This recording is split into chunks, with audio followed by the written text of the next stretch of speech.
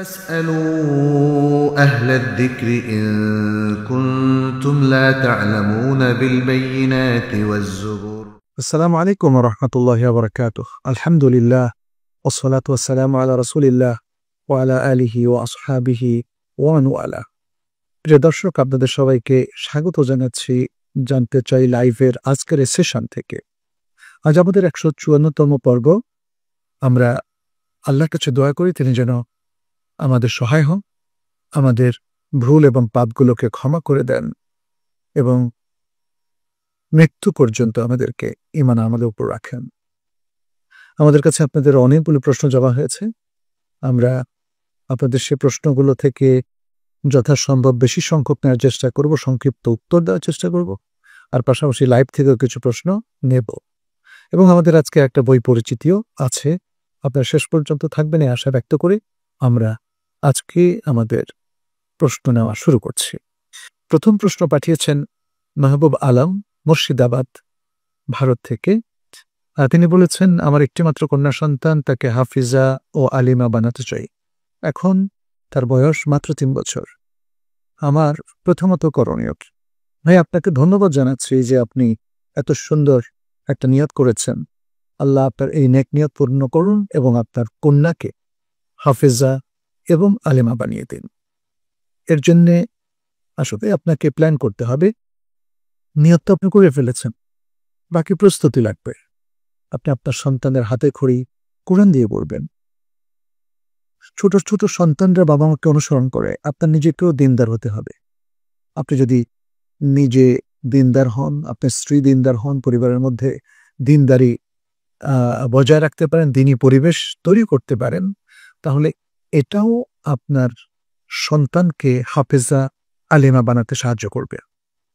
আপনি আপনার সন্তানের জন্য ভালো প্রতিষ্ঠান খুঁজে নিন, যে প্রতিষ্ঠানে দিন শেখায়। এবং আমরা সবসময় প্রিফার করছি ছেলে মেয়ে সবার জন্য অন্তত পক্ষে 5ম বা 8ম শ্রেণী পর্যন্ত মুসলিম বালক বালিকারা তারা যেন মাদ্রাসায় পড়ে। মাদ্রাসার শিক্ষায় সবই তো আছে। কোরআন দিয়ে সে শুরু করবে, হাদিস পড়বে এবং ইসলামী অন্যান্য বিষয়গুলো পড়বে, সিরা পড়বে, পাশাপাশি বাংলা ইংলিশ অন্যটাও পড়বে। এবং যদি কোরআনটা মুখস্থ করতে পারে তাহলে তো সে হাফেজ হবে, এবং যদি কোরআনটা সে মুখস্থ করতে পারে তাহলে তো সে হাফেজ হয়ে যেতে পারবে। যাই হোক, আমরা দোয়া করি যেন আপনার সন্তান হাফেজা এবং আলেমা হতে পারে, এবং এই জন্যে এখন থেকেই প্ল্যান মাফিক অগ্রসর হতে পারেন এবং তাদেরকে হাফেজা আলেমা বানানোর জন্য সঠিক ও যথার্থ পদক্ষেপ নিতে পারেন এবং তাদেরকে সুন্দরভাবে প্যারেন্টিং এবং তারবিয়াত দিতে পারেন। বদরুল আলম বলেছেন, হোটেল রিসোর্টের শেয়ারের মালিকানা নিয়ে বছরের পর বছর প্রফিটের অংশ নেওয়া যাবে কি? যদিও তারা বলে এটা হালাল, এটা মুনাফা, কিন্তু আমার কাছে সন্দেহ হয়। আধুনিক যে হোটেল মোটেল কিংবা রিসোর্টগুলো রয়েছে, আপনার সন্দেহ যথার্থ। এ সকল হোটেলগুলো যদি হালাল ট্যুরিজমের ব্যবসা করে তাহলে তাদের শরিয়া কনসালটেন্সি নিতে হবে এবং তাদের সিনসিয়ারিটি, তাদের হালাল হারাম বাজবিচার করে চলার পরিবেশ এবং সেগুলো আপনাকেও যাচাই করতে হবে। আপনি যদি শেয়ার হোল্ডার হন তাহলে আপনি তো মালিক, আপনি তাহলে সেখানে চলে যান, স্পটে হোটেলে মোটেলে কিংবা রিসোর্টে চলে যান এবং দেখেন সেখানে কোনো গান বাজনা, বাদ্য, মদ, জেনা, ব্যভিচার, নাচ গান ইত্যাদি এসব কিছু আছে কিনা। থাকলে এটা কমপ্লিটলি হারাম একটা সোর্স অফ ইনকাম বলে গণ্য হবে। আর যদি কেউ হোটেলের বিজনেস, রেস্টুরেন্টের বিজনেস কিংবা ইভেন রিসোর্ট, যেখানে মানুষ গিয়ে হয়তো থাকবে, একটু সময় কাটাবে, সেটা যদি কমপ্লিটলি হালাল হয় এবং হালাল হওয়ার জন্য ইসলামী শরীয়তের সকল নীতিমালা ফলো করাটা জরুরি, ফরজ, তাহলে সেক্ষেত্রে সেটা হালাল হতে পারে। তবে এটা অবশ্যই আপনি যদি শেয়ার হোল্ডার হয়ে থাকেন আপনি জানবেন, দেখবেন।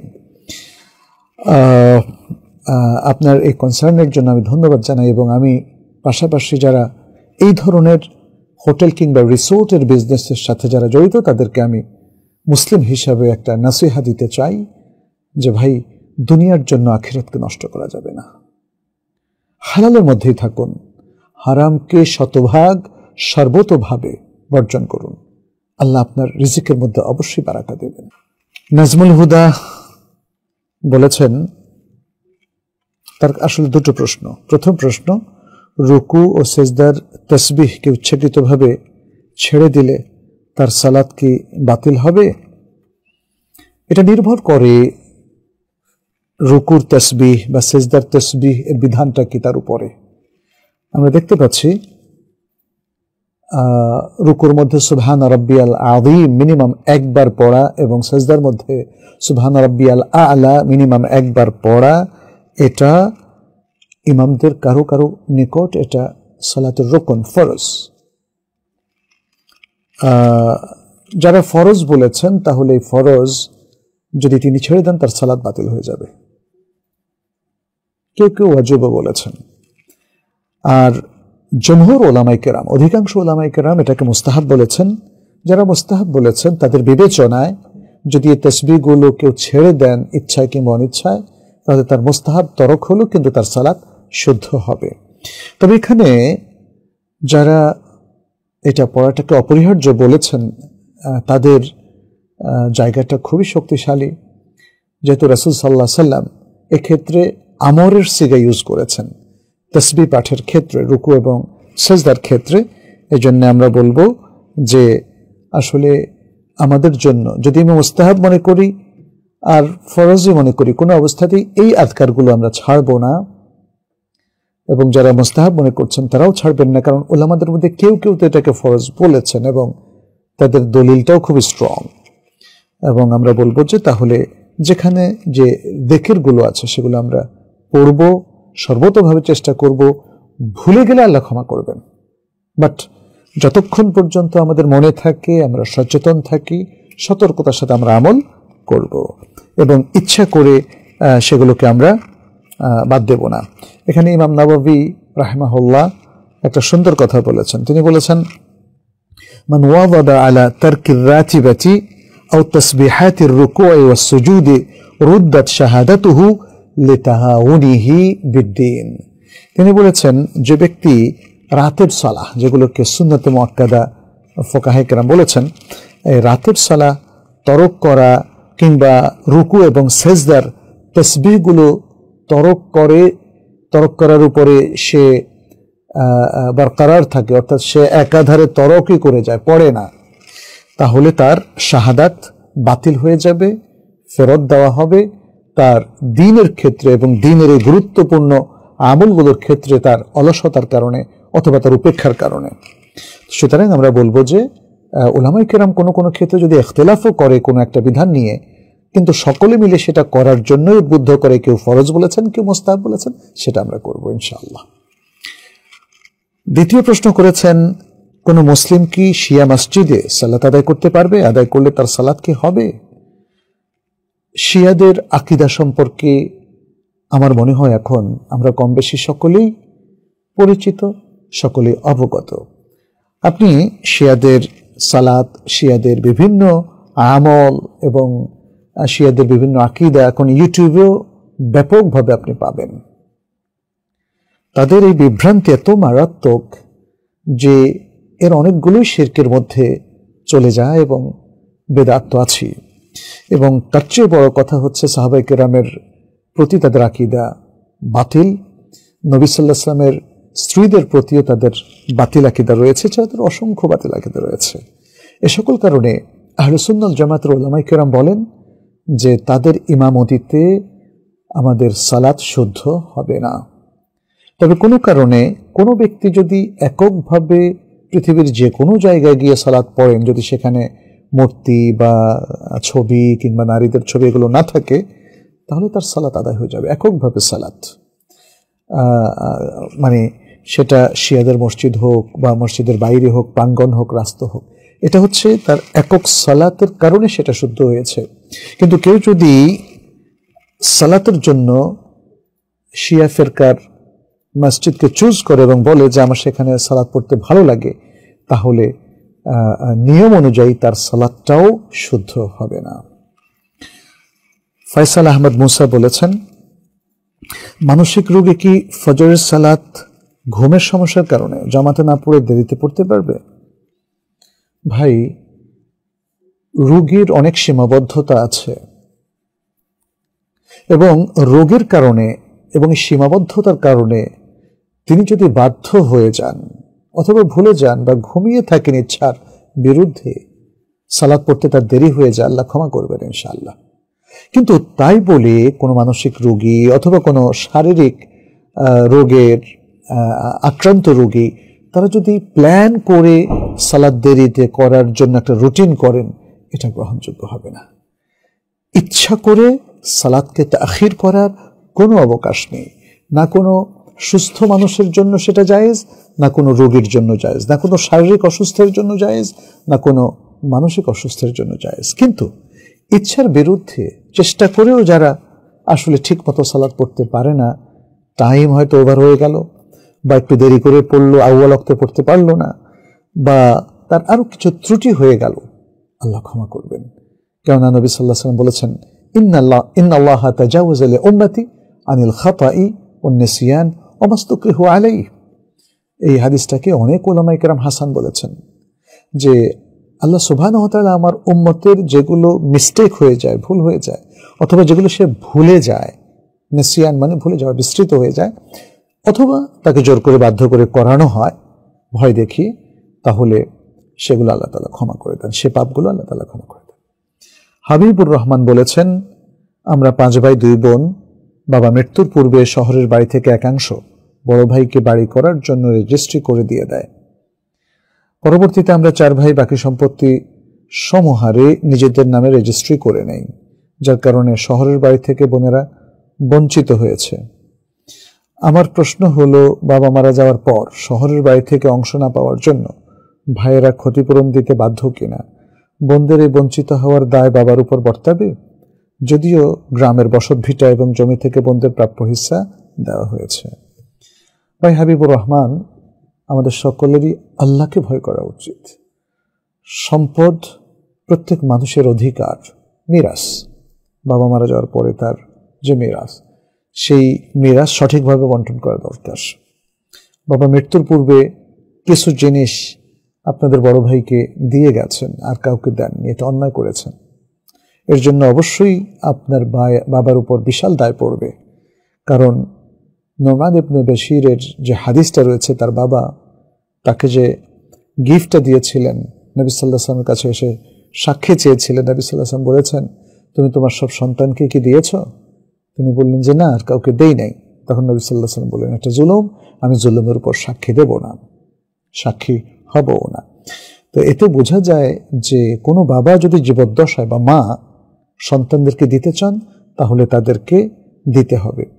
এখন আপনারা যে কাজটা করেছেন, এখানে কিন্তু অনেকগুলো প্রবলেম তৈরি হয়েছে।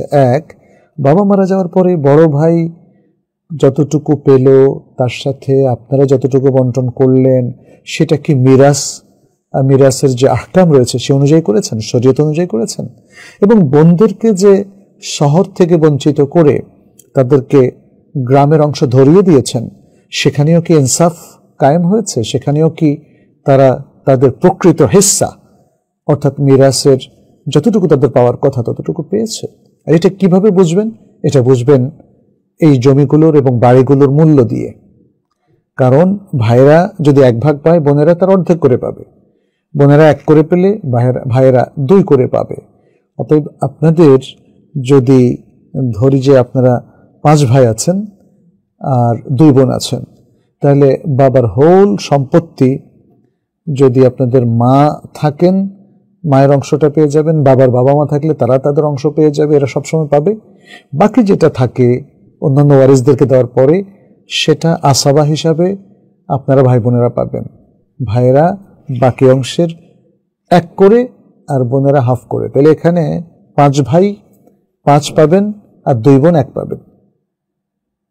তাহলে বাকি যদি 6 কোটি টাকা থাকে, যে সম্পত্তি আছে আপনাদের, সেটার দাম 6 কোটি হলে প্রত্যেক ভাই 1 কোটি টাকার সম্পত্তি পাবেন আর প্রত্যেক বোন 50 লাখ টাকার সম্পত্তি পাবেন। এখন শহরে যারা বাড়ি নিলেন, অংশটা নিলেন, স্বাভাবিকভাবে আমরা বুঝতে পারছি শহরের জায়গা, জমি, বাড়ির দাম অনেক বেশি, আর গ্রামে সে তুলনায় অনেক সস্তা।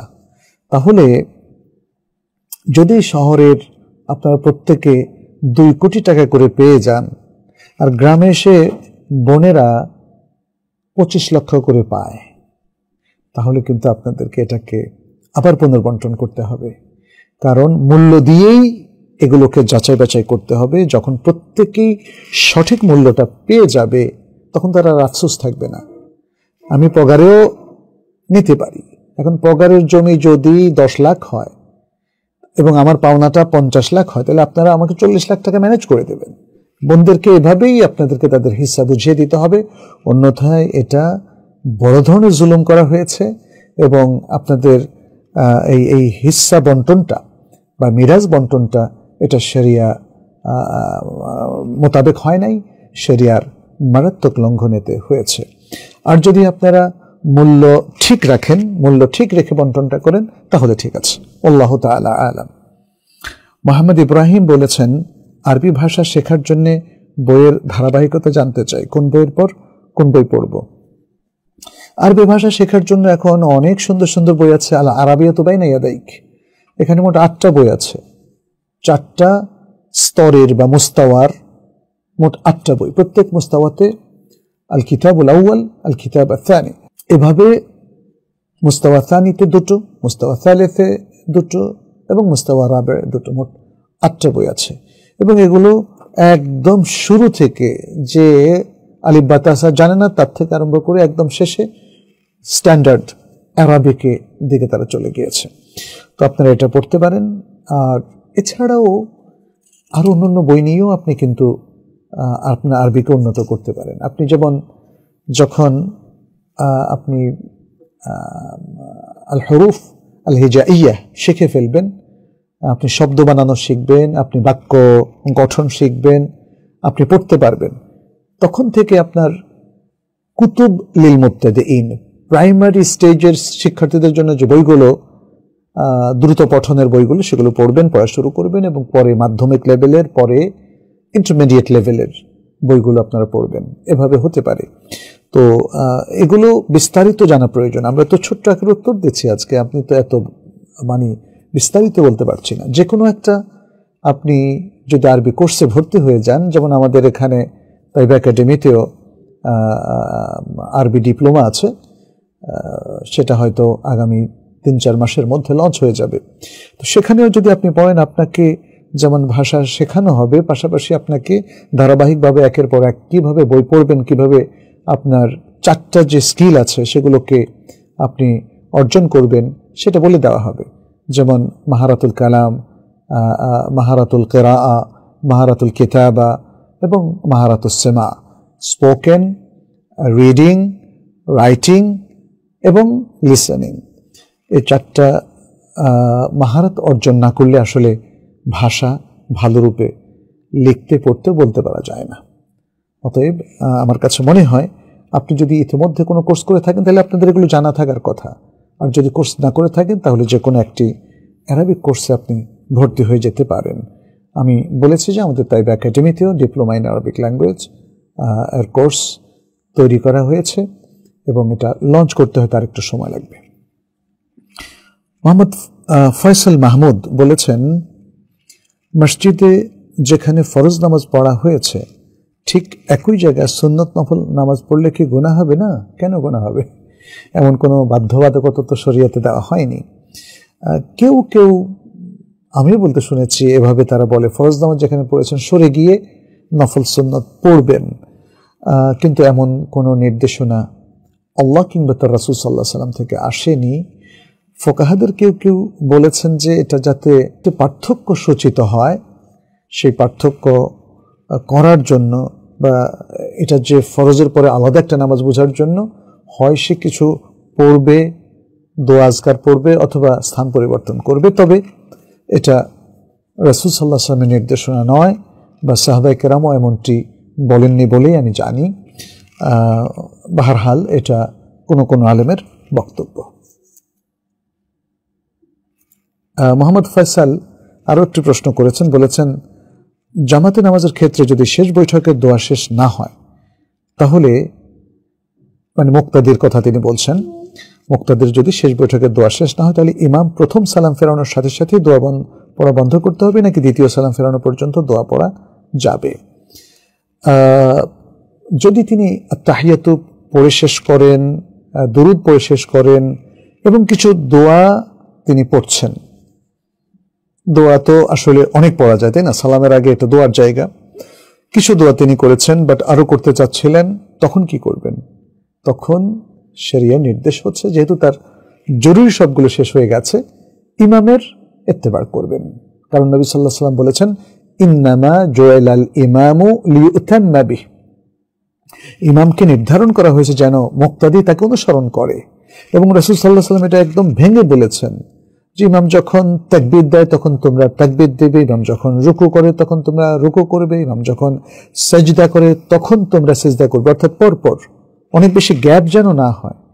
তাহলে এক্ষেত্রে আপনি বলেছেন দোয়া আপনি আরো করতে চাচ্ছেন, শেষ হয় নাই, ইমাম সালাম ফেরাচ্ছে, প্রথমবারের পরেই আপনি সালাম ফেরাতে পারেন। তবে সালাম ফেরানোর ক্ষেত্রে আমরা দুটো আমলই শুদ্ধ বলবো, যে ইমাম আসসালামু আলাইকুম ওয়া রাহমাতুল্লাহ বলে যখন দ্বিতীয় সালামটা ফেরবেন আসসালামু আলাইকুম ওয়া রাহমাতুল্লাহ, আপনি তখন সালাম ফেরাতে পারেন। অথবা ইমাম যখন আসসালামু আলাইকুম ওয়া রাহমাতুল্লাহ বলে ডান দিকে ফেরাবে, আপনি তখনও আসসালামু আলাইকুম বললেন, এবং তারপর ইমাম যখন আসসালামু আলাইকুম বলে বাম দিকে ফেরাবে তখন আপনি ফেরাতে পারেন। দুভাবেই জায়েজ আছে। আচ্ছা, এরপরে আমরা আরেকটা প্রশ্ন নিচ্ছি।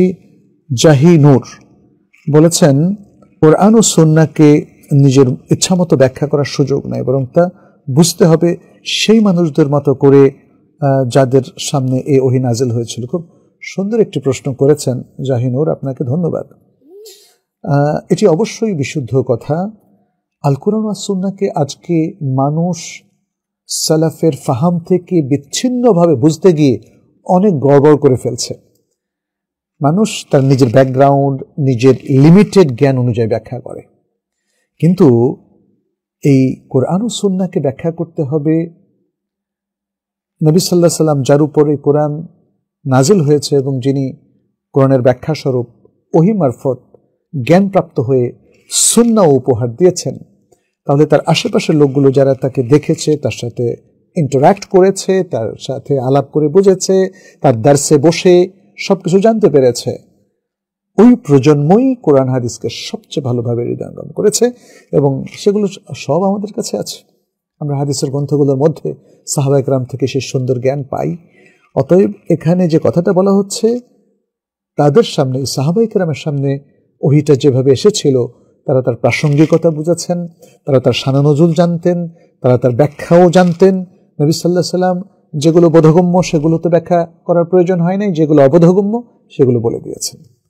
আল কোরআন নিজেও অনেক ব্যাখ্যা করে দিয়েছে, আর আল কোরআনের বাইরে রাসূল সাল্লাল্লাহু আলাইহি সাল্লাম অনেক কিছু ব্যাখ্যা করে দিয়েছেন। কখনো তিনি কাউল দিয়ে ব্যাখ্যা করেছেন, কখনো তিনি ফেল দিয়ে ব্যাখ্যা করেছেন, এবং তার এই আলাপচারিতার মধ্য দিয়ে, তার দার্সের মধ্য দিয়েও সাহাবায়ে কেরাম অনেকে জানতে পেরেছেন। ফলে সেই বুঝটা ধরে রাখা এবং সেই বুঝ থেকে বুঝটুকু বা উপলব্ধিটুকুকে তুলে আনা, এটা আমাদের উপর ফরজ।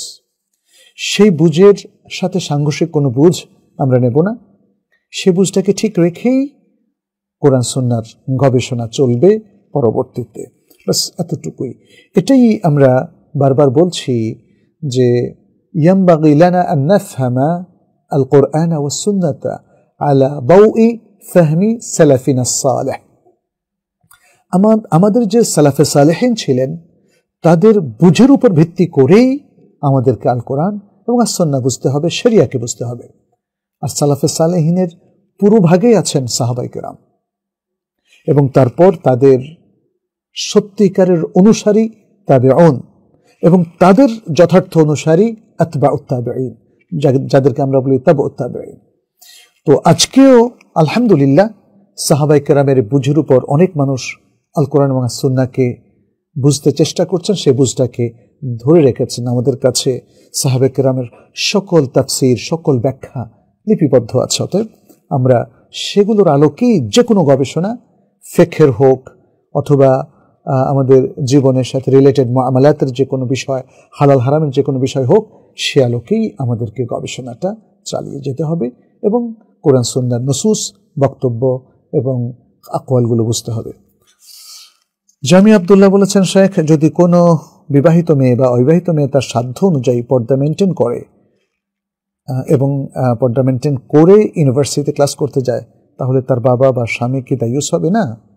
পর্দা মেনটেন করলে কেন দায়ুস হবে? দায়ুসের সংজ্ঞাটা মনে হয় এখানে কেউ বুঝতে ভুল করেছেন। দায়ুস হচ্ছে সেই পুরুষ যে তার নারীদেরকে, তার গৃহস্থের অর্থাৎ তার গৃহের নারীদেরকে, তার গৃহে আছে তার স্ত্রী, তার মা, তার কন্যা এবং তার বোন, এই 4 প্রকার মহিলার যে কাউকে যে অশ্লীল কাজে লিপ্ত হওয়ার ব্যাপারে উদ্বুদ্ধ করে অথবা তাদেরকে অনুমোদন দেয়, অথবা এই মহিলাদের কেউ একজন যদি কোনো অশ্লীল কাজে লিপ্ত থাকে, অশ্লীল উলঙ্গভাবে চলাফেরা করে কিংবা জেনা ব্যভিচারে তারা লিপ্ত হয়, তাহলে তাদেরকে মৌন সম্মতিও জ্ঞাপন করে, এই ব্যক্তি হবে দায়ুস। কিন্তু যে পুরুষ তার নারীদেরকে শালীনভাবে চলতে বলে এবং তার নারীরা শালীনভাবে চলে, সে শালীনভাবে পর্দা করে বাজার থেকে কিছু কিনুক বা যেখানে অন্য পুরুষ আছে সেখানে তার ফুল পর্দা মেনটেন করে তাদের সাথে কথা বলুক, বাট শরিয়া লঙ্ঘন যদি না করে, তাহলে সেই ব্যক্তিকে কখনো দায়ুস বলা যাবে না। একটি ফেসবুক যার নাম রহস্যময় ছায়া, সেখান থেকে 2টো প্রশ্ন এসেছে আমাদের কাছে। প্রথম প্রশ্নটি হচ্ছে, যে ব্যক্তি আল্লাহর সাথে কথা বলতে চায় সে যেন নামাজ পড়ে, আর যে ব্যক্তি চায় আল্লাহ তার সাথে কথা বলুন সে যেন নামাজের বাইরে কোরআন তেলাওয়াত করে। এমন কোনো হাদিস আছে কি? নবী সাল্লাল্লাহু আলাইহি সাল্লাম থেকে এমন কোনো হাদিস বর্ণিত হয়নি। কেউ যদি বলে থাকেন তাহলে সেটি অবশ্যই মাউদু বা জাল। তবে উলামায়ে কেরামের কারো কারো কাছ থেকে এই ধরনের বক্তব্য সাব্যস্ত হয়েছে, যেটা আসলে মূলত হাদিস নয়। যেমন আমরা অনেক মুআল্লিফের কাছ থেকে জানতে পেরেছি, তারা বলেছেন যে ইমাম আল হাসান আল বসরি, যিনি একজন অত্যন্ত বড় মাপের মুহাদ্দিস ছিলেন, তিনি বড় ধরনের স্কলারও ছিলেন, ফিকহ ছিলেন, ফাকহ ছিলেন। তো এই মহান ব্যক্তি, তার কাছ থেকে এমন একটি কথা সাব্যস্ত হয়েছে বলে অনেকে উল্লেখ করেছেন। সে কথাটা হলো, মান আরাদা ইউকাল্লিমাহুল্লাহু ফাআলাইহি বিল কোরআন, যে চায় যে আল্লাহ তার সাথে কথা বলবে তাহলে তার কোরআন তেলাওয়াত করা উচিত, কারণ কোরআন আল্লাহর কালাম। এমন মানে সে যখন কোরআন পড়ে যেন আল্লাহ তার সাথে কথা বলছেন, এরকম আর কি। ওমান আরাদা আন ইউকাল্লিমাল্লাহ, আর যে আল্লাহর সাথে কথা বলতে চায় ফাআলাইহি বিসসালাত, তাহলে তার সালাত পড়া উচিত। তো এই কথাটা আসলে এইভাবে তো মোটেই শুদ্ধ নয়, নবী সাল্লাল্লাহু আলাইহি ওয়াসাল্লামের কাছ থেকে আসেনি। এবং এই কথার সাথে সূরাতুশ শূরার একটা আয়াতের কিছু সংঘর্ষও রয়েছে, যেখানে আল্লাহ সুবহানাহু ওয়া তাআলা বলছেন, ওয়ামা কানা লিবাশারিন আন ইউকাল্লিমাহুল্লাহু ইল্লা ওয়াহয়ান আও মিন ওয়ারাই হিজাবিন আও ইউরসিলা রাসূলান ফায়ুহিয়া বিইذনিহি মা ইয়াশাউ ইন্নাহু আলিয়্যুন হাকীম। বলেছেন, কোনো মানুষের জন্য এটা সঙ্গত নয় যে সে আল্লাহ তার সাথে কথা বলবেন, তবে আল্লাহ তার কাছে ওহী প্রেরণ করবেন, ইল্লা ওয়াহিয়ান, তবে ওহী হিসাবে আল্লাহ তার কালাম তার কাছে পাঠাতে পারেন, যেমনটি নবী সাল্লাল্লাহু আলাইহি ওয়াসাল্লামের কাছে তিনি পাঠিয়েছেন। আও মিন ওয়ারাই হিজাব, অথবা কথা বললে সেটা আড়াল থেকে আল্লাহ বলতে পারেন। আও ইউরসিলা রাসূলান, অথবা তার কাছে আল্লাহ রাসূল পাঠান, বার্তাবাহক, যেমন জিবরাইল আলাইহিস সালামকে পাঠান। এরপর আল্লাহর অনুমতিক্রমে তিনি যা চান সেটা ওহী করেন। সুতরাং এখানে স্পষ্ট করে দেওয়া হয়েছে, আল্লাহ সরাসরি ডিরেক্টলি সামনাসামনি কারোর সাথে কথা বলেন না। ফলে আমরা এই বিষয়টাকে আমরা বলবো যে আসলে এভাবে কথাটা শুদ্ধ নয়। আর আরেকটা জিনিস আমরা যেটা লক্ষ্য করছি সেটি হচ্ছে,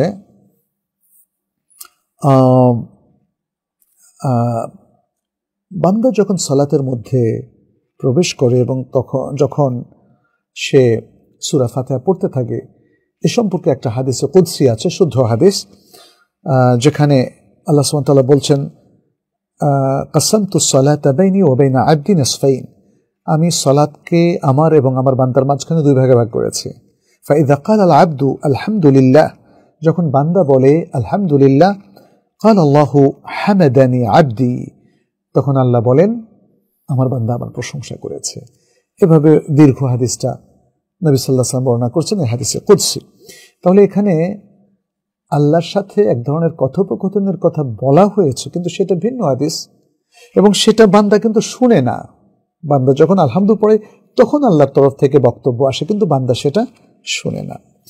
যাই হোক, আমার মনে হয় এই ডিসকাশন থেকে আপনি বুঝতে পেরেছেন যে আমাদের কিভাবে এই বিষয়ে চিন্তা ভাবনা রাখা উচিত। আপনি দ্বিতীয় প্রশ্নটি করেছেন, মহানবী সাল্লাল্লাহু আলাইহি ওয়াসাল্লাম বলেছেন যদি কোনো কিছুতে কুলক্ষণ থাকে তাহলে তা আছে নারী, বাড়ি ও সাওয়ারিতে, বাহনে আর কি, বা গাড়িতে। আপনি বলেছেন এটা সহিহ বুখারীর 578 নম্বর হাদিস। আমরা সহিহ বুখারীতে এটা পেয়েছি 2858 নম্বর হাদিসে। তবে সহিহ বুখারীতে অনেক হাদিস রিপিটেডও আছে, আমি ঠিক জানি না আপনার এই নাম্বারটা শুদ্ধ আছে কিনা, আপনি একটু তাহকিক করে নেবেন।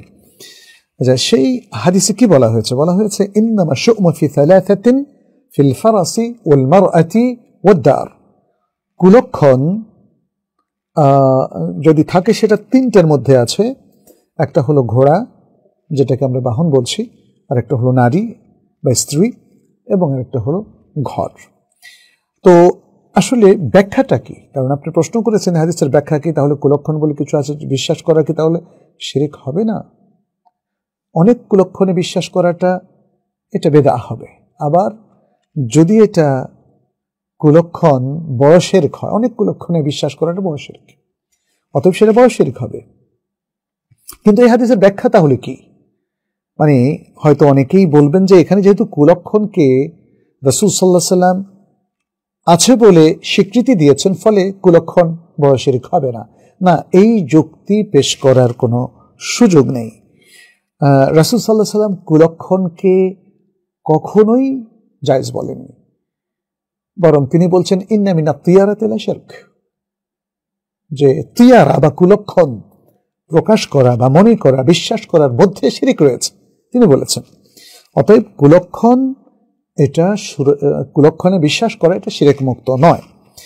তো এই হাদিসে তাহলে কি বোঝানো হয়েছে? এই হাদিসে যেটা আমরা দেখতে পাচ্ছি, নবী সাল্লাল্লাহু আলাইহি ওয়াসাল্লাম তিনি আসলে যেটা বোঝাতে চেয়েছেন যে মানুষ আসলে এই তিনটা বিষয়ে কুলক্ষণে বিশ্বাস করে থাকে। যেমন মানুষ যদি কখনো মনে করে যে তার ঘরে বারবার কোনো সমস্যা হচ্ছে, অথবা তার স্ত্রীর সাথে তার যাচ্ছে না এবং এই স্ত্রীর সাথে অনেক কিছুই কে সে অপছন্দ করছে, চলছে না, অথবা এই বাহন তার জন্য অনেক সময় অস্বস্তির কারণ হয়ে দাঁড়িয়েছে, তার অপছন্দের অনেকগুলো বা অনাকাঙ্ক্ষিত পরিস্থিতির কারণ হয়ে দাঁড়িয়েছে, তাহলে সে যেন এটা তরক করে, তাহলে সে যেন এটাকে বাদ দিয়ে দেয় এবং এটা থেকে সে অন্য জায়গায় সে স্থানান্তরিত হয়। তাহলে এই ঘর বাদ দিয়ে সে অন্য ঘরে চলে যাবে, এই ঘোড়া বাদ দিয়ে এই ঘোড়াকে বিক্রি করে সে অন্য ঘোড়া কিনবে, এবং এই স্ত্রীর সাথে যদি তার না চলে তাহলে সেই স্ত্রীকে সে তালাক দিতে পারবে। তাহলে এই বিষয়টা বোঝানোর কথা উলামায়ে কেরাম বলেছেন। আরেকটা জিনিস বলেছেন, এটার অর্থ এটাও হতে পারে যে যদি কুলক্ষণ কোনো কিছুতে থাকতো তাহলে তিনটা জিনিসই থাকতো, কারণ মানুষ এগুলোর মধ্যে কুলক্ষণ বিশ্বাস করে থাকে। যদি কুলক্ষণ থাকতো তার মানে কুলক্ষণে বলে ইসলামে কোনো কিছু নাই, কুসংস্কার এবং কুলক্ষণ বলে ইসলামে কোনো কিছু নাই। এ ধরনের কুলক্ষণে টোটালি বিশ্বাস করা যাবে না, কুসংস্কারেও বিশ্বাস করা যাবে না। যদি থাকতো তাহলে তিনটাতে থাকতো, কারণ মানুষ এগুলোর ব্যাপারে অনেক প্রবলেমের মধ্যে, সমস্যার মধ্যে পড়ে থাকে। তাহলে ইসলামে মূলত লা ওজুদা লিশ-শু'মি আসলান, বেসিকলি ইসলামের সোহম বা কুলক্ষণের কোনো জায়গা নাই। এখানে আমরা দেখি যে দুটো শব্দ আছে, তাশাউম ও তাফাউল। তাশাউম এটা হলো কুলক্ষণ, আর তাফাউল সুলক্ষণ, অর্থাৎ মানুষ অনেক কিছুকে কুলক্ষণ বানিয়ে নিয়েছে, অনেক কিছুকে সে লক্ষণ বাড়িয়ে নিয়েছে। 2 বা 3টা শালিক হলে সে মনে করে এটা খুব ভালো, কাক দেখলে মনে করে যে এটা কুলক্ষণ। এগুলোর কোনো অস্তিত্ব আসলে ইসলামে নেই। আচ্ছা, তাহলে আমরা যেটা বলবো যে কুলক্ষণ এটা যেহেতু ইসলাম সম্মত নয়, অতএব এতে বিশ্বাস করা যাবে না। এবং এই কুলক্ষণে বিশ্বাস করা অনেকগুলো বিষয় যেটা আমাদেরকে বড় শিরকের দিকে নিয়ে যায়, আমাদের ঈমান আকীদাকে একদম বিপদের মুখোমুখি করে দেয়, ঝুঁকির মুখোমুখি করে দেয়, অনেক সময় ঈমান আকীদা থেকে আমাদেরকে বেরো করে দেয়। আচ্ছা, মোহাম্মদ বিপ্লব মিয়া তিনি একটা প্রশ্ন করেছেন। প্রশ্নটা হলো, একটা হাদিস তিনি জানতে চেয়েছেন যে যে ব্যক্তি প্রতি রাতে সূরা আল ওয়াকিয়া পাঠ করবে তাকে দারিদ্র্য কখনো স্পর্শ করবে না। এই হাদিসটা কি সহিহ? এই হাদিসের উপর আমল করা যাবে কিনা? উত্তর হচ্ছে যে না, এই হাদিস শুদ্ধ নয়, এই হাদিসটা দাঈফ এবং এটা হাসান হাদিস হিসাবেও উত্তীর্ণ হয়নি। অতএব এই হাদিসটা অনুযায়ী মানে বিশ্বাস করা যাবে না। কিন্তু ওয়াকিয়া তো পড়া যাবে। সূরা ওয়াকিয়া যদি কেউ কখনো পড়তে চান, দিনে রাত্রে বা যখন মন চায় পড়বেন।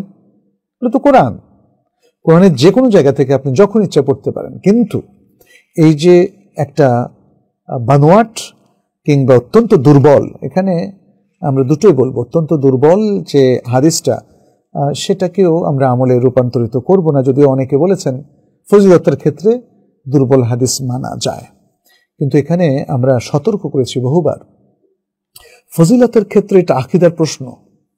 আপনি আল ওয়াকিয়া প্রতি রাত্রে পড়বেন আর বিশ্বাস করবেন দারিদ্র্য আপনাকে স্পর্শ করবে না, অথচ এটা হাদিসটা সাব্যস্ত হয় নাই, তাহলে এই বিশ্বাসটা আমাদের জন্য কতটুকু সঙ্গত হলো? অতএব দাঈফ হাদিস অনুযায়ী আসলে কোনো বিশ্বাস স্থাপন করা যাবে না। যেহেতু বিশ্বাস স্থাপন করা যাবে না, অতএব আমলও করা যাবে না যতক্ষণটা হাদিসটা তার দুর্বলতা কাটিয়ে হাসান পর্যায়ে উপনীত না হয়। আমরা দেখেছি উলামায়ে কেরামের অনেকে বলেছেন, এবং ইমাম আবু হানিফা রাহমাহুল্লাহর মাসলাকের অনেক উলামায়ে কেরাম বলেছেন যে আকীদার ক্ষেত্রে আমরা ইভেন খবরে আহাদ সহিহ হলেও গ্রহণ করি না। তাইলে খবরে ওয়াহিদ সহিহ হলেও আপনি আকীদার ক্ষেত্রে গ্রহণ করেন না, তাহলে এটা তো আকীদার প্রশ্ন। আপনি যদি এই ফজিলতটাকে বিশ্বাস করেন, এটা তো আকীদা যে আমি সূরা ওয়াকিয়া প্রতি রাতে পড়লে আমাকে দারিদ্র্য স্পর্শ করবে না। অতএব আমরা বলবো আপনার হাদিসটা এটা দাঈফ। এই হাদিসের উপরে হাদিসটার উপর আমল করা মানে তাকে বিশ্বাস করা, এটা বর্জন করা উচিত। কিন্তু সূরা ওয়াকিয়া আপনি পড়তে পারেন, কিন্তু সেটা প্রতি রাতে পড়বেন এই হাদিস আমল যায়, সেটাও আমরা রেকমেন্ড করছি না। আপনার যখন ইচ্ছা পড়বেন, এটা আমরা রেকমেন্ড করছি। দ্বিতীয়ত, সূরা আল ওয়াকিয়া সম্পর্কে একটা সহিহ হাদিস আছে যেটি ইমাম তিরমিজি, হাকিম ইবনে আব্বাস রাদিয়াল্লাহু তাআলা আনহু থেকে বর্ণনা করেছেন। নবী সাল্লাল্লাহু আলাইহি ওয়াসাল্লাম বলেছেন, শাইয়াবাতনি হুদ ওয়াল ওয়াকিআতু ওয়াল মুরসালাতু আম্মা ইয়াতাসাআলুন ওয়া ইযা শামসু কুওয়িরাত, যে আমাকে বৃদ্ধ করে দিয়েছে কয়েকটা সূরা, সূরাত হুদ, সূরাতুল ওয়াকিয়া, সূরাতুল মুরসালাত, সূরাত আম্মা ইয়াতাসাআলুন, সূরাতুন নাবা যেটাকে বলা হয়, এবং সূরাত আত-তাকবীর। এই হাদিসটাকে শেখ আলবানী সহিহ জামিয়ার মধ্যে শুদ্ধ বলেছেন। আচ্ছা, এখানে কেন তিনি বলেছেন যে আমাকে বৃদ্ধ করে দিয়েছে? অর্থাৎ এই সূরাগুলোর মধ্যে আখিরাতের আযাবের এত কঠিন বর্ণনা এসেছে যে আমি দুশ্চিন্তায় মনে হয় যেন বৃদ্ধ হয়ে গেছি। আবার এগুলোতে জান্নাতের বর্ণনাও এসেছে। ওমর হাসান বলেছেন, শেখ আমি একজন ইউনিভার্সিটির ছাত্র, আমাদের ইউনিভার্সিটিতে ছাত্ররা সাধারণত কোর্স এবং সেকশন নিজেরাই সিলেক্ট করতে পারে। আমার প্রশ্ন হলো, কোনো কোর্সের ক্ষেত্রে যদি জানতে পারি যে অ্যাভেলেবল পুরুষ শিক্ষকের তুলনায় একজন নারী শিক্ষিকা পরীক্ষার প্রশ্ন বেশি সহজ করেন, তখন কি আমি একজন পুরুষ হিসাবে সেই শিক্ষিকার সেকশন নিতে পারবো? এমন পরিস্থিতিতে কোরআন সুন্নাহ মোতাবেক আমার কি করা উচিত? জাযাকাল্লাহু খায়রান ওয়া বারাকাল্লাহু ফিক। আসলে নারীদের কাছে শেখা, কোনো পুরুষের বা পুরুষদের কাছে কোনো নারীর শেখা, এটা শরিয়াতে মানে মূলনীতিগতভাবে নিষিদ্ধ নয়, জায়েজ আছে। আয়েশা রাদিয়াল্লাহু তাআলা আনহা থেকে কত পুরুষ সাহাবী হাদিস বর্ণনা করেছেন, তাই না? ইলম নিয়েছেন, এবং রাসূল সাল্লাল্লাহু আলাইহি ওয়াসাল্লাম ইন্তেকালের পরেও কত সাহাবী এসে তাকে প্রশ্ন করতেন, তার কাছ থেকে জেনে নিয়েছেন। এভাবে অনেক নারী থেকে অনেক পুরুষ ইলম নিয়েছেন, এবং অনেক পুরুষ থেকে অনেক নারী ইলম নিয়েছেন, হাদিসও বর্ণনা করেছেন। আর রাসূল সাল্লাল্লাহু আলাইহি ওয়াসাল্লাম তো নারীদের জন্য একদিন নির্ধারণই করেছেন ওমর ইবনে খাত্তাব রাদিয়াল্লাহু তাআলা আনহুর অনুরোধে। তাহলে পুরুষ থেকে নারী, নারী থেকে পুরুষ, জ্ঞান অর্জন করাটা এটা নিষিদ্ধ নয়। এখানে যেটা নিষিদ্ধ সেটা কোএডুকেশন, সামনাসামনি ফ্রি ফ্র্যাঙ্ক হয়ে যাওয়া, তাদের মধ্যে খালুয়া এবং তাদের মধ্যে নির্জনে একসাথে বসে কথা গল্প ইত্যাদি, এগুলো নিষেধ। এই যে নিষিদ্ধ জিনিসগুলো আমরা যেগুলো বললাম, এটা বর্জন করতে হবে। এটা বর্জন করে যদি ইসলামিক পদ্ধতিতে মানে নিজের জন্য মানে যদি কোনো পুরুষ ঠিক মতো ইসলাম ফলো নাও করে, তাহলে যে নারী তার কাছে পড়বে, হ্যাঁ, তার কাছ থেকে জ্ঞান নিবে, হয়তো দূর থেকে তিনি পড়াচ্ছেন, হ্যাঁ, তাহলে যেমন ইংরেজি শিখছে হয়তো বা আরবি শিখছে, তাহলে এই শিক্ষক যদি প্র্যাকটিসিং মুসলিম নাও হয়, তাহলে নারীর জন্য সেটা জায়েজ, কিন্তু তার পর্দাপ্রসিতা মেনটেন করতে হবে। জাস্ট এটা বোঝানোর উদ্দেশ্য যে শরিয়া সম্মতভাবে যদি যিনি শিক্ষার্থী হবেন তিনি শিখেন, তাহলে কোনো সমস্যা নেই। আব্দুল্লাহ আল মাইমুন বলেছেন, অমুসলিমকে কি কোরআনের এমন ব্যাখ্যার গ্রন্থ বা অনুবাদ দেওয়া যাবে যেখানে পাশাপাশি আয়াতগুলো আরবিতে দেওয়া আছে? দেওয়া যাবে। যেই কোরআনের মধ্যে বাংলাও আছে, আরবিও আছে, অথবা ইংরেজিও আছে, আরবিও আছে, সেটা ওযু ছাড়াও, পবিত্রতা ছাড়াও পড়া যাবে। ফলে অমুসলিমদেরকে সেটি দিতে কোনো অসুবিধা নেই। মোহাম্মদ আবু সাইদ বলেছেন, একজন মুসলিম ছাত্র ক্যারিয়ার ভাবনা ও নিয়ত কেমন হবে? মুসলিম ছাত্র ক্যারিয়ার ভাবনা আর নিয়ত হবে যেমনটি আল্লাহ সুবহানাহু ওয়া তাআলা দোয়া শিখিয়ে দিয়েছেন, রব্বানা আতিনা ফিদ দুনিয়া হাসানা ওয়া ফিল আখিরাতি হাসানা ওয়া কিনা আযাবান নার। হে আল্লাহ, আমাদের দুনিয়াতে কল্যাণ দিন, আখিরাতে কল্যাণ দিন। ছাত্র দুনিয়ার কল্যাণ, আখিরাতের কল্যাণ দুটোই চাইবে, তবে আখিরাতকে প্রাধান্য দিবে। যেমনটি আল্লাহ সুবহানাহু ওয়া তাআলা বলছেন, বাল তুসিরুনা আল হায়াতাদ দুনিয়া, তোমরা দুনিয়ার জীবনকে প্রাধান্য দিচ্ছ, ওয়াল আখিরাতু খায়রুন ওয়া আবকা, কিন্তু আখিরাত হচ্ছে অধিক উত্তম এবং অধিক স্থায়ী। তাহলে আখিরাত যেহেতু উত্তম, তাহলে আখিরাতকে আমাদের সবসময় প্রায়োরিটি দিতে হবে। আখিরাত বর্জন করে দুনিয়ামুখী হওয়া যাবে না। আমাদের নিয়তটা, আমাদের কর্মসূচি, আমাদের প্রোগ্রাম, আমাদের পড়ালেখা, আমাদের ক্যারিয়ার সবটা এমন হতে হবে। তাহলে যে ক্যারিয়ার আমাকে আখিরাত থেকে বিচ্ছিন্ন করে দেয়, সেই ক্যারিয়ার আমার জন্য জায়েজ হবে না। আমার ক্যারিয়ার ডেভেলপ করতে হবে যে আমি আমার আখিরাতকে শতভাগ ঠিক রেখে, আমার ঈমান আমলকে শতভাগ ঠিক রেখে আমার দুনিয়ার যত উন্নতি হয় ইসলামের জায়গায় কিন্তু নিষেধ করছে না। অতএব আপনি আপনার ক্যারিয়ারকে এভাবে তৈরি করবেন, নিয়তটা এভাবে করবেন যে আল্লাহ, আমি আমার আখিরাত, আমার দিনদারি, আমার দিন, আমার ঈমান আকীদা, আমার আমল, আমার ফরজ, আমার ওয়াজিব, এগুলোকে ঠিক রেখে আমি দুনিয়া চাই, ব্যাস। তাহলে এই যে নিয়তটা করলেন, সেই নিয়তকে বাস্তবায়ন করবেন। আপনি দিন, শরিয়াত, আখিরাত ঠিক রেখে আপনার দুনিয়া তালাশ করবেন, তাহলে আর কোনো সমস্যা থাকবে না। আজফারুল হক বলেছেন, আমরা যখন অজু করি ফুল হাতা জামা পরে, অজু করার সময় হাত ধোয়ার পরে ফুল হাতা জামা থাকায় হাতের সঙ্গে জামার ঘর্ষণের ফলে সেই জায়গাটি শুকিয়ে যায় অজু কমপ্লিট হওয়ার আগেই, এক্ষেত্রে কি আমার অজু হবে নাকি অজু হবে না? অজু হবে, বিশুদ্ধ মত অনুযায়ী অজু হবে। এখানে কোনো আলেম মুআলাতকে শর্ত করেছেন, অর্থাৎ অজুর অঙ্গ প্রত্যঙ্গগুলো এমনভাবে ধোয়া যে শেষ অঙ্গ ধোয়ার আগে যেন কোনো অঙ্গ শুকিয়ে না যায়। তবে এই শর্তটা আসলে এইভাবে গ্রহণযোগ্য নয় যে যদি শুকিয়ে যায় তাহলে তার অজু বাতিল হয়ে যাবে, না। তিনি অজু করার সময় যে জায়গাগুলো কমপ্লিটলি 100% ভিজানো দরকার, সেটা যদি নিশ্চিত হয় এবং তারপরে তিনি অজু করছেন, অজু কন্টিনিউ করছেন, তার কোনো জায়গা হাতের কিংবা মুখমণ্ডলের কোনো জায়গা যদি শুকিয়ে যায়, তাতে তার অজু বাতিল হবে না, কারণ তিনি আসলে মুআলাত ক্ষুণ্ণ করেননি, তিনি একাধারে অজু করে গেছেন। বাট কোথাও কোথাও আবহাওয়া এতটাই শুষ্ক যে মুহূর্তেই শুকিয়ে যায়। আপনি যখন দুই হাত ধোবেন, কুলি করবেন, নাকে পানি দেবেন এবং মুখমণ্ডল ধোবেন, এরপরে আপনার আরো অনেক কাজ, ডান হাত ধোয়া, বাম হাত ধোয়া, কোনো পর্যন্ত মাসে করা, তাই না? এতগুলো করতে করতে আপনার হয়তো মুখমণ্ডলের একটা অংশ বা কপালের একটা অংশ শুকিয়ে যেতে পারে, বা হাতের একটা অংশ শুকিয়ে যেতে পারে। অতএব এগুলো একবার ঠিক মতো ধোয়া হলে আবার ধুইতে হবে, শরিয়া কিন্তু সেটা বলেনি। এবং অজুর যে আয়াতটা সূরা আল মাইদার মধ্যে, সেখানে ধারাবাহিকতার কথা বলা হয়েছে, কিন্তু শুকিয়ে গেলে আবার এটাকে রিপিট করতে হবে সে কথা বলা হয়নি। অতএব আপনার অজু হয়ে যাবে।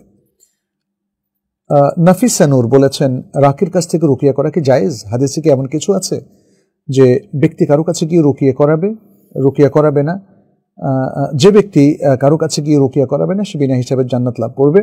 মানে বিষয়টি কি এরকম যে অসুস্থ হলেও ডাক্তারের কাছে বা কোনো রাকির কাছে না গিয়ে আল্লাহ তাআলার উপর সে তাওয়াক্কুল করে ধৈর্য ধারণ করবে, সে বিনা হিসাবে জান্নাতে যাবে।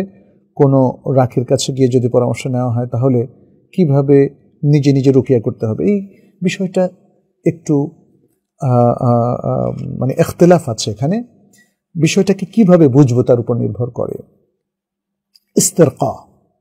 ইস্তেরকা মানে অন্যের কাছে রুকিয়া তালাশ না করা।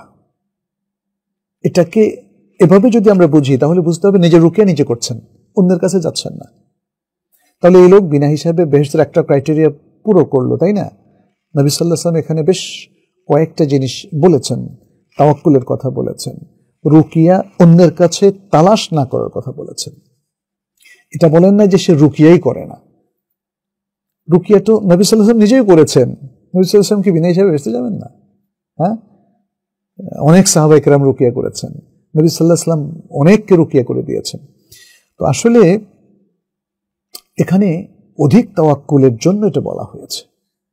কোনো ব্যক্তি যদি আল্লাহর উপর অধিক তাওয়াক্কুল করে অন্যের কাছ থেকে চিকিৎসা না নিয়ে নিজে নিজের চিকিৎসা করেন, নিজের রুকিয়া করেন, তাহলে তাতে কোনো সমস্যা নেই। কিন্তু একদমই সবকিছু হাল ছেড়ে চুপ করে বসে থাকা, এটা কিন্তু ঈমানের সাথে সঙ্গতিপূর্ণ নয়। অতএব আমাদের এই হাদিসগুলো বোঝার ক্ষেত্রে সালাফ কি করে বুঝেছেন সেটা কিন্তু একটু দেখতে হবে। আমাদের ওলামায়ে কেরাম, প্রাজ্ঞ বিজ্ঞ বিচক্ষণ ওলামায়ে কেরাম, তারা রুকিয়ার সাথে তাদের মুআমালা কি ছিল এবং এই হাদিসটার সাথে তাদের মুআমালা কি ছিল সেটাও কিন্তু আমাদের দেখতে হবে। মানে সে সব কিছু থেকে বিচ্ছিন্ন হয়ে একটা হাদিস পেলাম আর নিজের মন মতো বুঝলাম, এটা কিন্তু হবে না, এটা হবে না। অতএব আমরা বলবো যে অন্যের কাছে রুকিয়া না করে নিজে রুকিয়া করা উত্তম, কোনো সন্দেহ নেই। আল্লাহর উপর পূর্ণ তাওয়াক্কুল করে আপনি রুকিয়া করবেন, রুকিয়ার উপর নির্ভর করবেন না।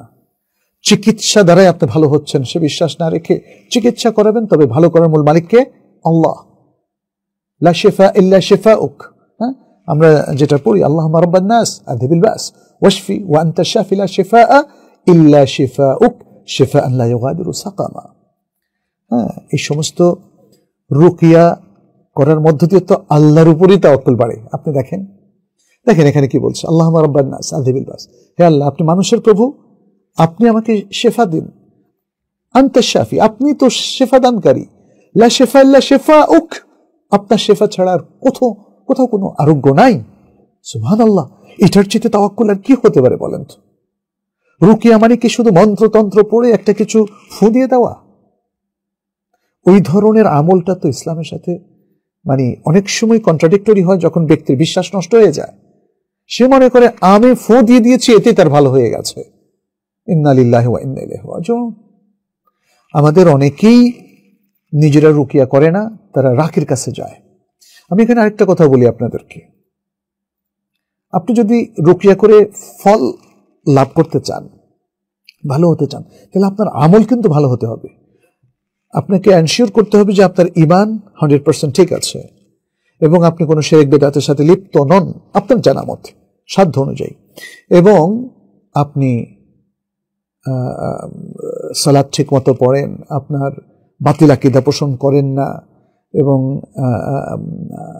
আপনি ওযুর মধ্যে থাকেন, আপনার ভেতরও পবিত্র বাইরেও পবিত্র।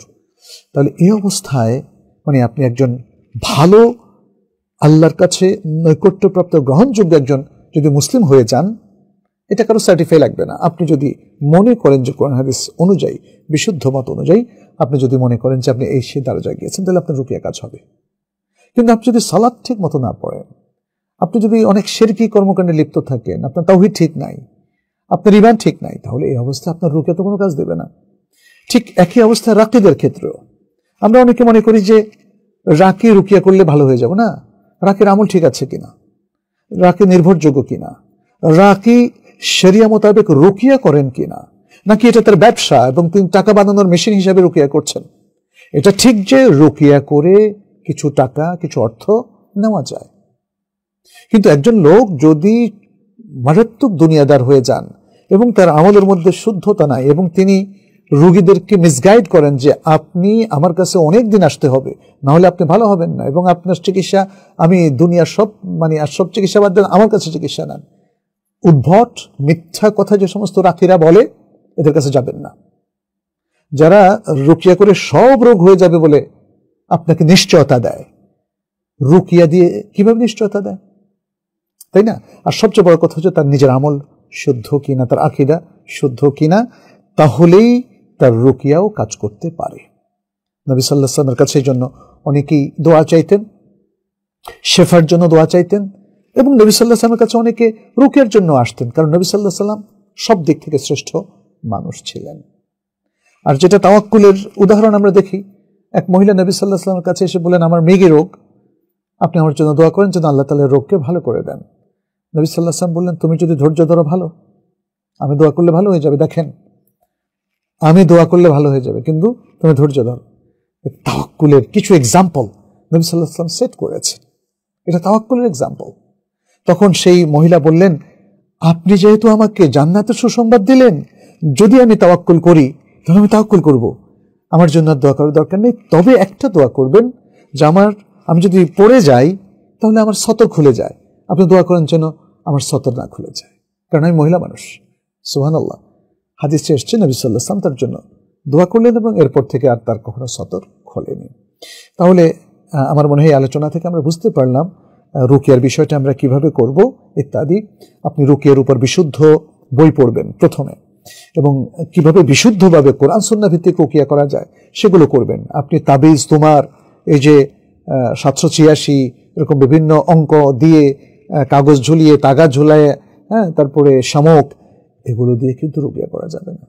এগুলো দিয়ে রুকিয়া করা যাবে না। রুকিয়া করতে হবে সম্পূর্ণ ইসলামিক পদ্ধতিতে।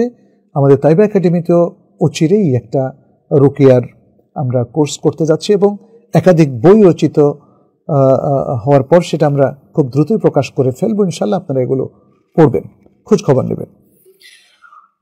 মোহাম্মদ ফিরোজ কবির বলেছেন, আমার ভাতিজি প্রায় 5 বছর পূর্বে জন্ম নেওয়ার পর মারা গিয়েছে, বাড়ির পাশে কবর দেওয়া হয়েছে, এখন ওই জায়গাটা রাস্তার মধ্যে পড়েছে, কবরটি কি করা যায় এ সম্পর্কে একটু বিস্তারিত বলবেন, কারণ ওখানে কয়েকটি কবর, ওখানে কবরটি থাকলে চলাফেরা হবে, এই অবস্থা সুন্নাহ ভিত্তিক করণীয় কি জানাবে? সুন্নাহ ভিত্তিক হচ্ছে আপনি কবর, যেহেতু কবরস্থানে না, এটা রাস্তার উপর পড়ে গেছে, আপনি সেই কবরটা সরিয়ে মুসলিমদের কবরস্থান নিয়ে যাবেন।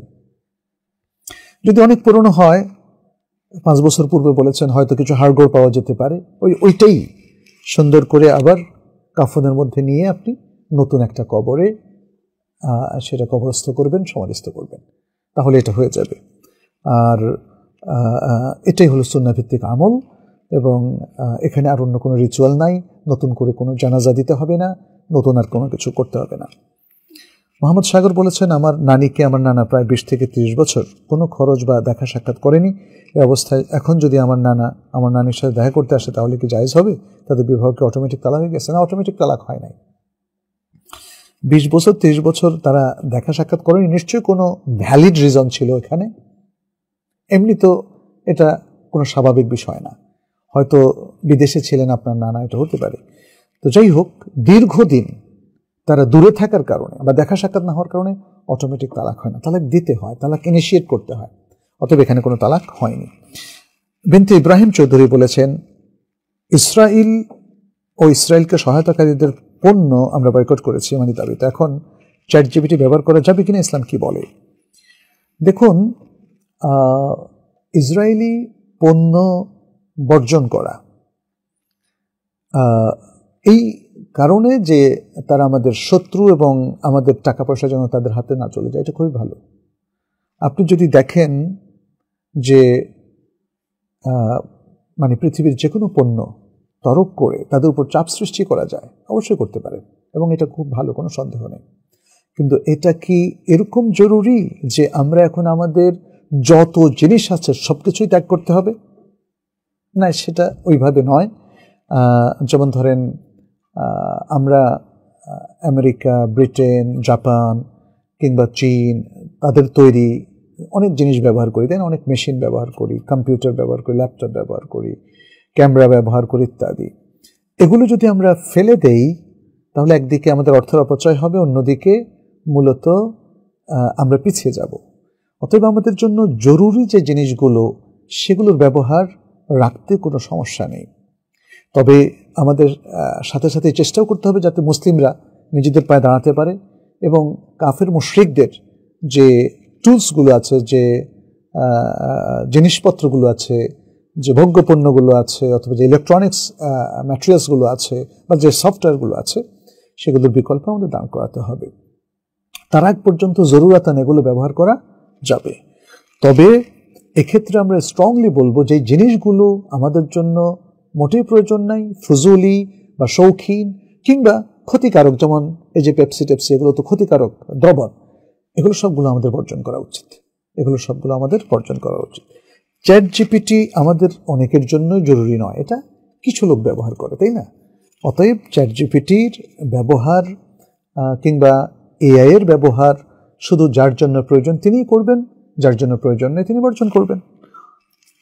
তবে এখন যে জামানা এসেছে তাতে আমরা দেখতে পাচ্ছি এআই আমাদের সব কিছু দখল করে ফেলছে, তাই না? আপনি যে ফেসবুক ইউজ করছেন ওর সাথে এআই কিন্তু কানেক্টেড। ইভেন এখন আপনি দেখবেন যে অনলাইনে অনেক কিছুই এআইকে মানে ইনটেক করে দিয়েছে, এর সাথে কানেক্ট করে দিয়েছে, কম্বাইন করে দিয়েছে। ফলে আপনি এআই তো আলাদা, যেমন এই মাউজের মতো একটা আলাদা বস্তু না।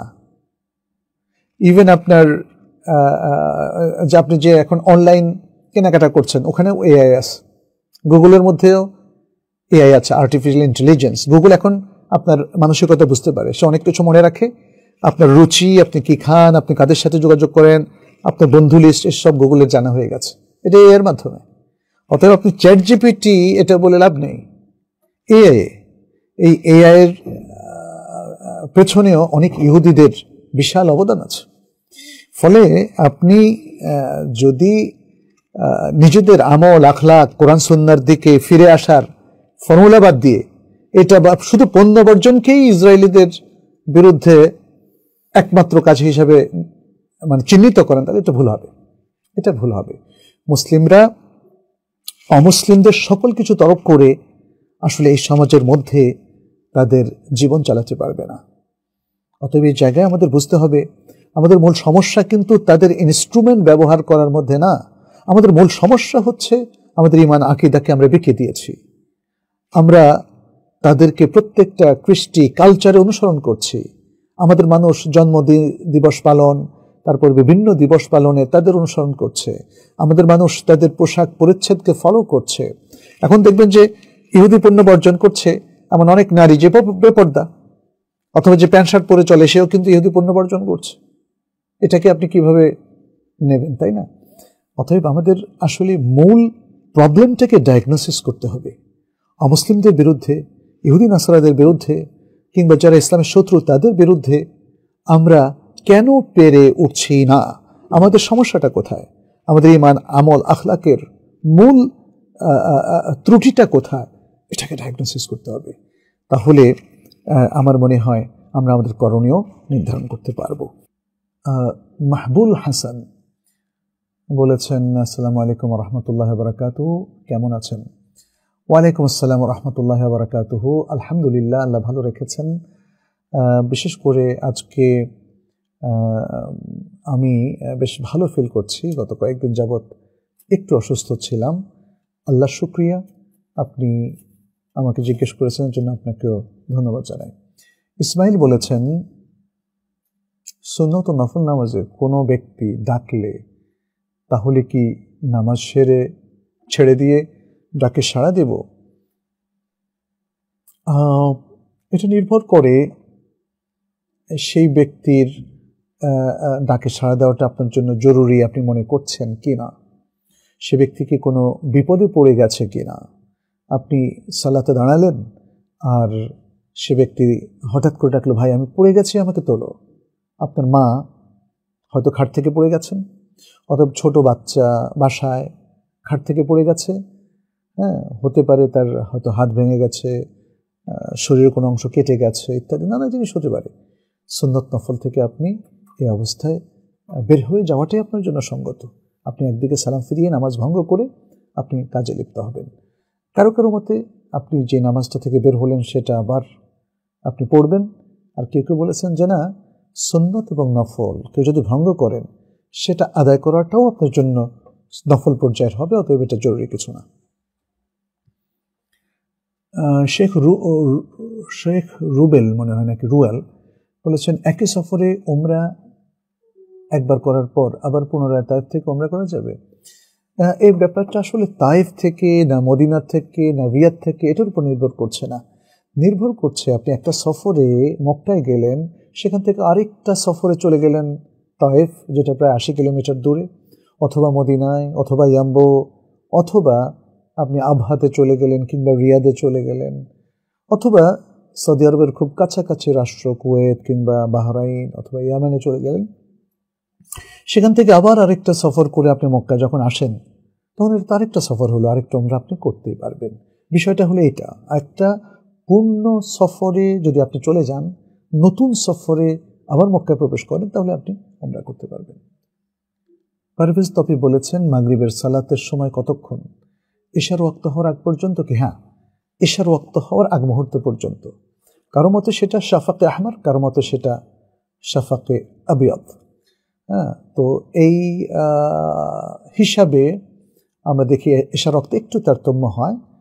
এখন যেমন আমাদের কিছু অ্যাপস আছে আপনি জানেন, এখন যেমন 8টা, 11 বা 12তে ইশার ওয়াক্ত হচ্ছে বাংলাদেশে, ঢাকা শহরে, কিন্তু এটা আবার রাজশাহীতে একটু ভিন্ন হতে পারে, চিটাগাংয়ে ভিন্ন হতে পারে, আবার দেশের বাইরে গেলে তো কথাই নেই, সেখানে তো সময় আরও বেশি কম বেশি হতে পারে। মাগরিবের পরে ইশার ওয়াক্ত হতে কতক্ষণ সময় লাগে? প্রায় ঘণ্টাখানেক।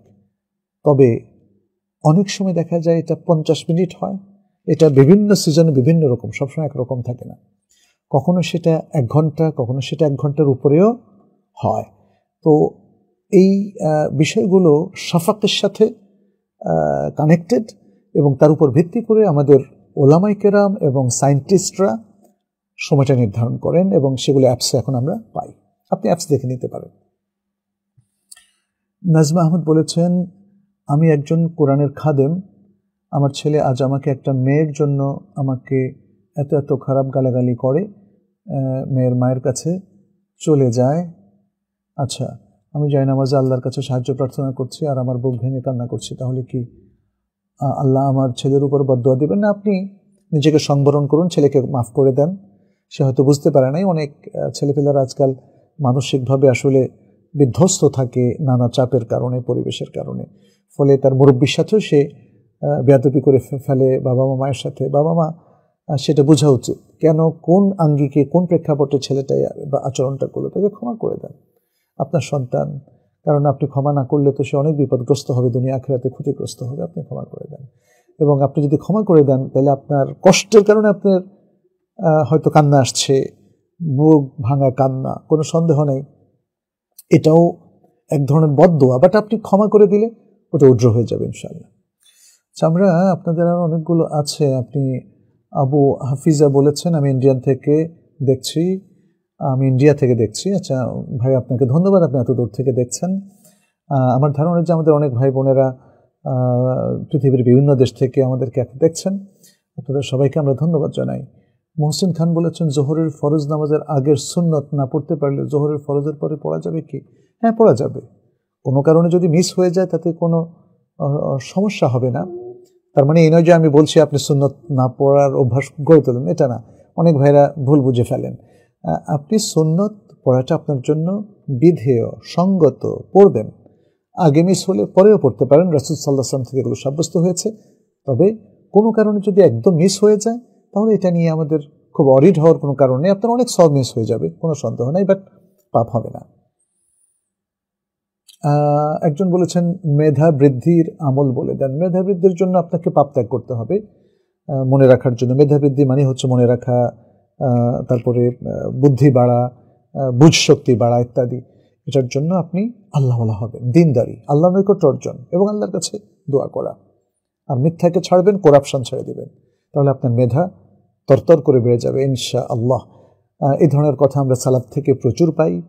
আমরা দেখি ইমাম শাফি রাহমাহুল্লাহকে তার ওস্তাদ ওয়াকিয়া এই পরামর্শটাই দিয়েছিলেন। স্বপ্নচূড়া বলেছেন, ইমাম যদি ভুল করে তারপর লোকমা দেওয়ার পরেও সে তার ভুল সংশোধন না করে, তাহলে মুক্তাদির কি করণীয়? ইমাম যদি ভুল করে, সেই ভুল যদি, যেমন ধরেন কোথায় করছে এটা আপনি ঠিকমতো বলতে পারেন, তাহলে এক এক ভুলের এক এক নিয়ম। যদি কেউ ওয়াজিব ভুলে যায়, যেমন 4 রাকাত নামাজে 2য় রাকাতে বসতে ভুলে যায়, তাহলে সৌসেজদা দিলে হবে। সে আপনার লোকমা না নিয়ে দাঁড়িয়েই গেল, তাতে কোনো সমস্যা নাই, সৌসেজদা করলে হয়ে যাবে। ইমাম যদি কোনো একটা আয়াত মিস করে চলে যায়, আপনি সেটা বলে দিলেন, বাট ইমাম মিস করা আয়াতটা আর পড়ল না, পরের আয়াতটা পড়ল, এতে তার নামাজের কোনো ক্ষতি হবে না। হ্যাঁ, তবে ইমাম যদি মারাত্মক লাহানে জালি করে ফেলে বা একটা রোকন তরক করে এবং আপনার লোকমাটা না নেয়, পরবর্তীতে সেভাবেই সালাত শেষ করে, তাহলে তার সালাত বাতিল হয়ে যাবে। এক্ষেত্রে সালাত বাতিল হবে। রোকন বাতিল হলে সালাত বাতিল, তার রাকাতটা বাতিল হয়ে গিয়েছিল। তিনি আরেকটা জিনিস করতে পারতেন, যেহেতু রুকু তিনি ভুলে গিয়েছেন, আরেক রাকাত পড়লে তারপর সিজদা করলে হতো। বাট অনেক সময় অনেক লোক ইমামতি করে যাদের ইমামতির নিয়ম কানুনগুলো জানা থাকে না। যাই হোক, আমরা আজকে আপনাদের সম্ভাব্য অনেকগুলো প্রশ্ন নিয়েছি। আমরা এবারে একদম শেষ প্রান্তে এসেছি। আমরা আমাদের একটা বইয়ের ব্যাপারে আপনাদেরকে অবহিত করছি। বইটা হলো মুমিনের পারিবারিক জীবন। এই বইটি আমরা যৌথভাবে রচনা করেছি, আমি এবং আমার সাথে ফয়সাল বিন আলম, আমরা এই বইটি রচনা করেছি। তো এটা একটা আসলে পারিবারিক জীবন কিভাবে আমরা গড়ে তুলব সেই বিষয়ে চমৎকার একটি বই, এবং এই বইয়ের উপর তাইবা একাডেমিতে একটা কোর্সও আছে। বিশেষ করে যাদের পারিবারিক নিয়ম নীতিগুলো কম জানা বা ইসলামিক শরিয়ার মূলনীতিগুলো যাদের জানা দরকার, এবং কনফ্লিক্টিং সিচুয়েশনে স্বামী স্ত্রী শ্বশুর শাশুড়ি অন্যান্য ইনলজদের সাথে আমরা কিভাবে আদব কায়দা রক্ষা করে চলব, আমরা সেই জিনিসটি এখানে তুলে ধরেছি। 16টা ক্লাস আছে আর এখানে অনেকগুলো অধ্যায় আছে। আপনারা এই বইটা কিনতে পারেন, এবং যারা এই মুহূর্তে একটা অফার চলছে মনে হয় এই বইয়ের সাথে, যারা এই বইটি কিনবেন তাদের জন্য কিছু অন্য হয়তো ছোটোখাটো বই গিফট হিসেবে থাকবে। তো আপনাদের সবাইকে আমরা আহ্বান জানাই যে আমাদের তাইবা একাডেমির প্রকাশিত গ্রন্থগুলো আপনারা সংগ্রহে রাখতে পারেন। আল্লাহ আমাদের সবাইকে তৌফিক দান করুন। প্রিয় দর্শক, আপনাদের সবাইকে ধন্যবাদ জানাচ্ছি যারা আজকে আমাদের সাথে ছিলেন। আল্লাহর কাছে দোয়া করি তিনি আমাদের সবার উপরে বারাকা নাজিল করুন, আমাদেরকে তৌফিক দিন, রহম করুন, তার আযাব গজব আমাদের থেকে উঠিয়ে নিন। সারা বিশ্বের সকল মুসলিমকে তিনি সাহায্য করুন, বিশেষ করে যেখানে যে মুসলিমরা কঠিন সময় পার করছে, অত্যাচারী কর্তৃক নির্যাতিত হচ্ছে, আল্লাহ যেন তাদেরকে সাহায্য করেন। আল্লাহ আমাদের মুসলিম উম্মাহকে আবারও অতীত ঐতিহ্য ফিরে পাওয়ার তৌফিক দান করুন। এতটুকু বলে আজকের মতো এখানে শেষ করছি। হাদা সাল্লাল্লাহু ওয়া সাল্লাম আলা নবিয়িনা মুহাম্মদ ওয়া আলা আলিহি ওয়া আসহাবিহি আজমাইন। আসসালামু আলাইকুম ওয়া রাহমাতুল্লাহ।